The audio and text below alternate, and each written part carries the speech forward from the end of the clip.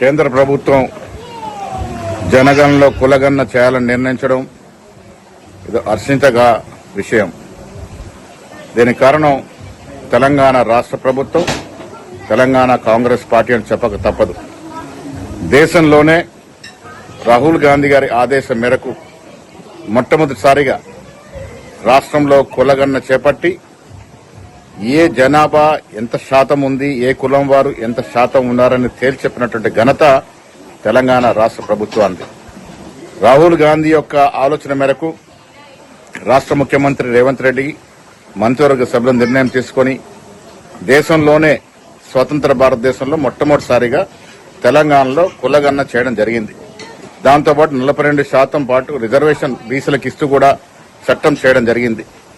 ఇవన్నీ చేసిన దరిమిలా ఇలా కేంద్ర ప్రభుత్వం వీటిని గుర్తించి రాబోయే జనగణనలో కులగణన చేయించడం అనేది హర్షించదగ్గ విషయం. ఈ విషయంలో తెలంగాణ రాష్ట్రం యావత్ దేశానికి దిక్సూచిగా ఉంది, ఒక రోల్ మోడల్ గా ఉంది.